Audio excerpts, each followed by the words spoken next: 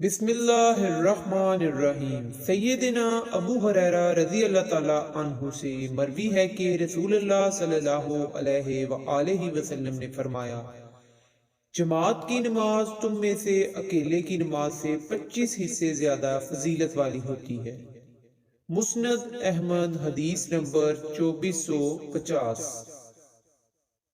سیدنا ابو ہریرہ رضی اللہ تعالیٰ عنہ سے یہ بھی روایت ہے کہ رسول اللہ صلی اللہ علیہ وآلہ وسلم نے فرمایا، جس نے اچھی طرح مکمل وضو کیا پھر وہ مسجد گیا لیکن اس نے دیکھا کہ لوگ تو نماز پڑھ چکے ہیں، اللہ اس کو اتنا اجر عطا کرے گا جتنا کہ ان لوگوں کو دیا جو اس نماز میں حاضر ہوئے، جبکہ ان کے اجر میں کوئی کمی بھی نہیں آئے گی۔ مسند احمد، حدیث نمبر 2451۔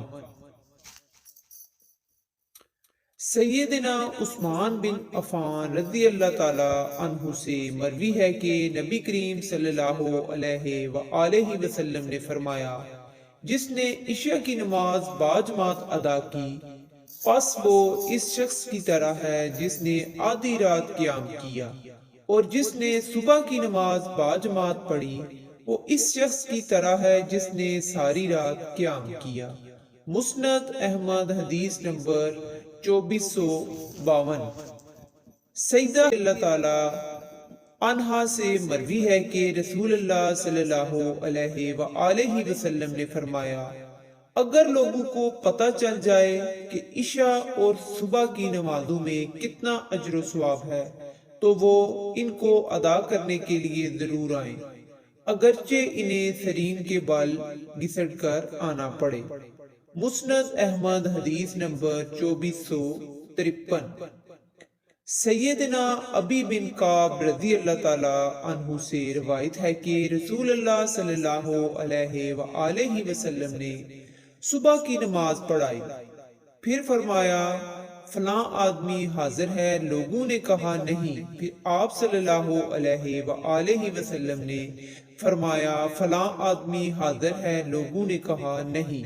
پھر آپ صلی اللہ علیہ وآلہ وسلم نے فرمایا، فلاں آدمی موجود ہے؟ لوگوں نے کہا نہیں۔ پھر آپ صلی اللہ علیہ وآلہ وسلم نے فرمایا، بے شک یہ دو عشاء اور فجر کی نمازیں منافقین پر بڑی بوجھل ہیں، اگر وہ جان لیں ان دونوں کا اجر کیا ہے تو وہ ان کی ادائیگی کے لیے ضرور آئیں، اگرچہ انہیں سرین کے بال گھسیٹ کر آنا پڑے۔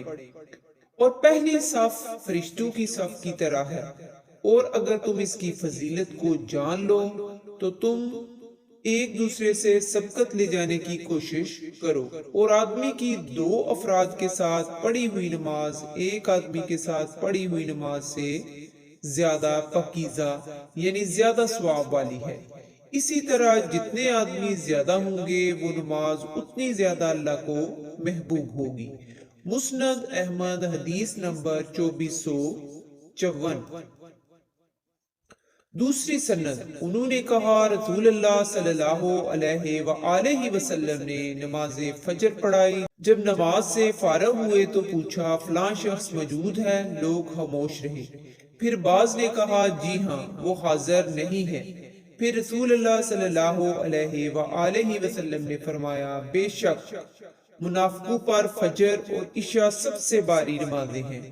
پھر سابقہ روایت کی طرح باتیں ذکر کی۔ آپ صلی اللہ علیہ وآلہ وسلم نے فرمایا، بے شک تیری دو آدمیوں کے ساتھ پڑھی ہوئی نماز ایک آدمی کے ساتھ ادا کی ہوئی نماز سے زیادہ پاکیزہ ہے، اور تیری ایک آدمی کے ساتھ پڑھی ہوئی نماز اکیلی ادا کی ہوئی نماز سے زیادہ پاکیزہ ہے، اور جتنے لوگ زیادہ ہوں گے تو وہ اتنا ہی اللہ کو زیادہ محبوب ہے۔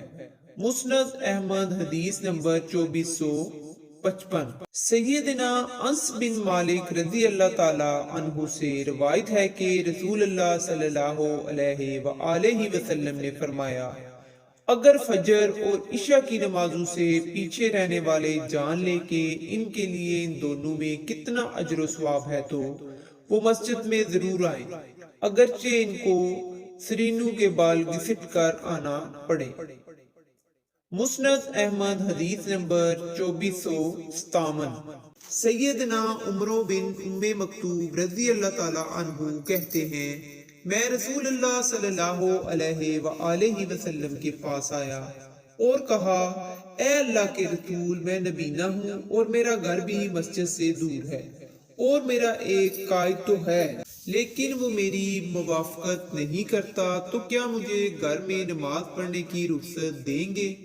آپ صلی اللہ علیہ وآلہ وسلم نے پوچھا، کیا تم اذان کی آواز سنتے ہو؟ میں نے کہا، جی ہاں۔ آپ صلی اللہ علیہ وآلہ وسلم نے فرمایا، تب میں تیرے لیے کوئی رخصت نہیں پاتا۔ مسند احمد حدیث نمبر 2459۔